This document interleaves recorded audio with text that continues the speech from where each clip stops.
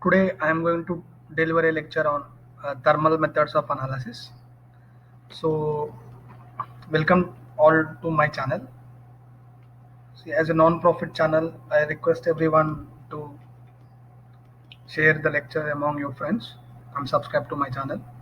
And if you have any doubts, feel free to contact me at any time. So this is my profile. You can WhatsApp me. At the same time, you can text me any doubts on email. Also, you can see my articles on ResearchGate as well as Google Scholar citations. Right. Coming to the topic of thermal analysis, it was a very ancient technique which is started in 1700. It depends upon the change in physical properties of a substance as a function of temperature. So, what are the physical properties which we are going to study is the change in uh, glass transition temperature, or any mass loss, or any phase transition, or any melting, decomposition, expansion that occur while heating or cooling of an sample with respect to your standard. Now, coming to thermal methods of analysis, there are different techniques of thermal methods of analysis. One is thermometry, calorimetry, dialtometry, and differential thermal analysis. Now, in the current lecture, we are focusing on differential scanning calorimetry, thermogravimetric analysis, as well as thermomechanical analysis. So, the fundamental information which we are going to see is based upon the first and second law of thermodynamics, where we use state functions, enthalpy and entropy, as well as the first and second law of thermodynamics will be used as a primary source of information, where the physical characteristics change with respect to temperature are studied in this method. Okay, what are the different techniques we use in thermal method of analysis? Is a branch of material science where the properties of materials are studied as a change in function of temperature. Already told you. So by d by dt, that means differential change in temperature with respect to sample and standard are analyzed, and there are several methods, that is differential scanning calorimetry, differential mechanical analysis, thermomechanical analysis, thermogravimetric analysis, differential thermal analysis, dialtometry, optical dialtometry, di- dielectric thermal analysis, evolved gas analysis, thermo-optical analysis, production thermal analysis of metals, thermal analysis of foods. These are the various functions and techniques which we are available in screening of thermal methods. Now, what are the concepts of thermal analysis? It is the kinetic energy, that is motion of molecules in a fixed frame.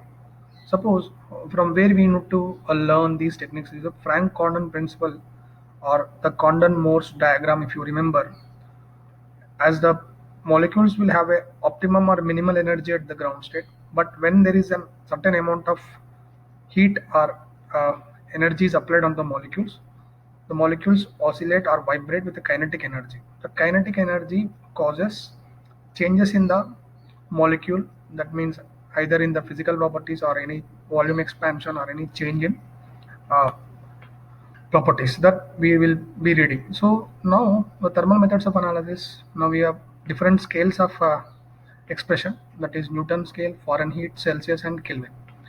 The freezing point of water 0 at 0 and human body is 12 by Newton is the first known principle. Next one is Fahrenheit. Fahrenheit, the water mixed with the salt is also 0, whereas the human body temperature is 96 Fahrenheit. Generally, the temperature scale is on Fahrenheit scale. The freezing point of water is 32 at again it is on Fahrenheit scale, and the boiling point is 212. And Celsius, you know better, the freezing point of water is 0 and the boiling point of water is 100. Now Kelvin is the absolute zero, temperature at which molecular energy is minimum. So what we see in generally the minimum energy scale on Frank Condon's law is the Kelvin, and it corresponds to minus 273.15 degrees centigrade. Further coming into the picture, this is a very old from the textbook of Atkins, which gives you the fundamental information of if you see the absolute zero, that is 0 Kelvin, is corresponding to somewhere around minus 473 Fahrenheit and minus 273 degrees Celsius, whereas 0 degrees centigrade corresponds to somewhere around 12 degrees Fahrenheit and 273 Kelvin. This is the fundamental information of various scales used in analysis. Further, this is the Maxwell-Boltzmann distribution. I already told you the molecular oscillation and distribution based upon the kinetic energy which a molecule escapes into space, the conversion of liquids to gases. So the Boltzmann distribution is a fraction of molecules and the speed at which the molecules escape either from one transition to another, that is maybe gas, liquid or vapor, is the fundamental information which we use in studying the change in thermal properties of a molecule as a function of temperature. So now some important temperature values are given here, and again these are all very literature reported. You can read it by any other means. The same scale which is depicted here. Now coming to the concepts of thermal analysis, I already told you the form of energy which uses the thermodynamic principles, that is heat, amount of heat absorbed or amount of heat released when the molecule gets transformed. So heat is related to internal energy. That means both enthalpy and entropy are being studied here. By a system with first law of thermodynamics, we use du is equal to dq minus dw. Du is the internal energy, dq is the heat, change in heat, dw is the work done or any transition work. Now work done is pressure into volume. So based upon that, again you change the equation. Further enthalpy and entropy. Now these are state functions. So based upon which we have a heat capacity term, that is change in heat with respect to temperature, and what we see the change in properties of a molecule as a constant heat capacity Cp. This is what most of the instruments gives you, constant heat capacity, that is dq by dt. That means change in temperature as a function and the change in physical properties of the molecules. Now thermogravimetric analysis, a technique permits continuous weighing of a sample as a function of temperature. Gravimetry itself resembles that it is a weight function where the change in weight due to loss of water or moisture or hydration is studied as a function. Now here again you have two different standard and sample. Now whatever the heat loss in the sample as a function of weight with respect to temperature, that means the water of hydration or any crystallization is lost due to temperature, that is also studied by using thermogravimetric analysis. Now here if you see, this is an calcium oxalate crystal, so now you can see different slopes of the heat based upon temperature from 0 to 1000 degrees centigrade. Now the hydrates decomposition and carbonates and salts decomposition, and as well as the loss of water molecules are also being studied using thermogravimetric methods. Now what is the applications of thermogravimetric methods is stability of polymers, stability of synthetic polymers, natural polymers, analysis of polymer matrix composites, kinetics of solvents, and residual solvents. If you have the molecule have any residual solvent left out, that also you can be studied by using thermogravimetric analysis. Now kinetic studies. Now this is Arrhenius equation, you all know. Now that as a function you need see what is the gas constant as well as temperature are also studied here. Based upon this we plot the data. Now you see Arrhenius plot as a change of temperature versus constants. The kinetic mechanism of volatilization of different polymers have been studied here. So that is you have a different EA values, that is energy values, so which are more stable, again which polymers are, again you can see by this function. Now differential thermal analysis, this is again you have a temperature difference between sample and inert reference. Now in differential thermal analysis you have an inert reference of aluminum trioxide, while heat flow to the reference and sample remains same. So that means your sample will have same heat with respect to reference, but here your reference standard is aluminum trioxide. So or simply you can call it as alumina. So now the changes in the temperature absorbed by sample with respect to reference is studied as a thermal analysis. Now differential scanning calorimetry, again this is also same fashion. However here the two sample and reference are in different chambers, and the same amount of heat is passed between these two. Now again what is the different amount of what you say heat absorbed by the sample is calculated here. You see here there are two different sample cells and the reference cell. You have a thermocouple, and you can have a provision of supply of any liquid nitrogen or vapors, anything. Further, you have a heat flow, heating rates, different amount of heat for the sample and reference. So change in heat with respect to temperature rate, flow rate, temperature rate, and again you have CP, that is constant heat capacity, to study here. This is the fundamental difference between TGA and DT and DSC. So now what TGA as a mass loss, whereas the DSC you study as a phase transitions. So here in DSC you do not see any mass loss, but it has a phase transition between one phase to another phase. So type of phase transition. So this is a very important slide. Here you have an first and second order derivatives of thermodynamic principles, that is enthalpy and entropy, where crystallization and melting is having both the first and second order kinetics as a value of non-zero values, whereas the first derivative thermodynamic potential of temperature and second derivatives are not zero for ferromagnetic and diamagnetic transitions. Now in differential scanning calorimeter, I already told you that you have a isolated box with two different pans. Now a thermocouple is settled between liquid nitrogen and nitrogen gas and aluminum pan, where you have a differential heat absorbed by the sample with respect to reference. Again you plot.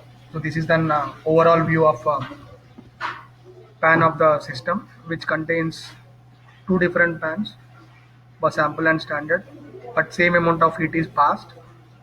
Now the heat absorbed by the sample with respect to reference is measured by using thermocouple.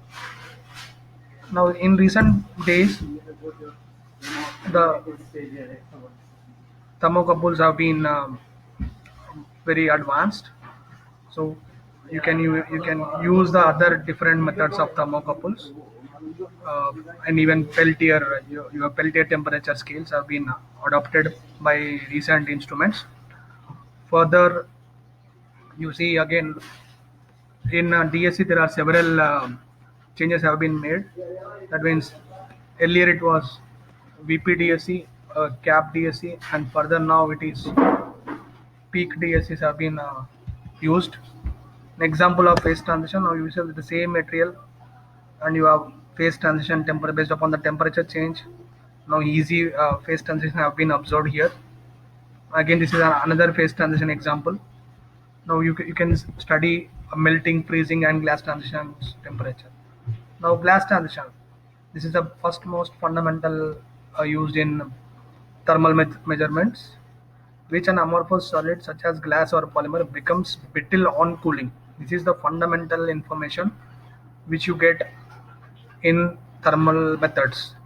More specifically, the pseudo second order phase transition, in which supercooled melt yields on a cooling a glassy structure and properties similar to those of crystalline materials of an isotropic solid material. Now, how to observe TG? Now, thermogrammetric analysis. There's a thermal method of analysis. The glass transition temperature can be observed by having an heat rate, and here if you see the polystyrene at heat rate 5K per minute. Now here that K is for temperature. Now you have a different heating rates. Now here whatever the transition at which from one phase to another phase is observed as a peak in the signal. Now you see these are the different scales at which you have a TM, TC, and TG. This is a melting temperature and this is a cooling, and the other one is a glass transition. These are the fundamental information which you get in different analytical methods. Typical thermosetting polymer, you have glass transition, crystallization, cross-linking, oxidation, melting, and different techniques. Now this is again melting, endothermic, and glass transition temperatures of same polyethylene tetraphthalate. Now you have a different again these are the properties what you study in DSC. What are the different types of pans? You have a platinum, gold, and aluminum. You have a same heat is supplied. You have a sample and reference, and further you have a thermogram is displayed onto the screen. Calibration, regular calibration of instruments have been required for the instruments. So this is again a data where you get you see polyester, styrene, and again fiberglass. So these are the transition from one phase to another phase. So earlier it was a different one. Now there is a transition of fiberglass, glass like after supply of heat at different phases, melting, cooling, and glass transition. So these are the techniques you apply in this one. Now TG is a measure of amount of weight loss. This already we have displayed in the earlier lectures. Again, it is repeating the slides. So thermomechanical analysis here in this mechanical studies, LVDT, that is change in volume of any material, has been studied with respect to dimensions. That is also fundamental information, and these are all the methods you apply, various applications of these thermal methods. So these are the various instruments you available in the literature. And again, if you see the oxidation and formation of amorphous carbon and catalyst also can be studied by using various one. And further, you can even combine these two methods of thermogravimetric analysis with your IR or mass or GC, where any loss of vapor can be analyzed in conjunction with your infrared or GCMS or any simple gas chromatography, and you observe what type of characteristic compounds are released first, or and what type of the compounds have been lost with respect to temperature also you can be characterized. This comes under the hyphenation techniques, so where you combine one or two techniques. And this is the fundamental of first law of thermodynamics, and where we use internal energy and entropy as a state function, which uses the method of analysis of thermal methods. And this concludes the lecture. So in the brief review, the overall is that thermal method of analysis change in sample properties with respect to function of temperature, especially with respect to gas transition, and as well as you have TSC, TGA, and TTA. So there are several other principal analysis. So hope you understood. Thank you. Keep subscribing and sharing my channel.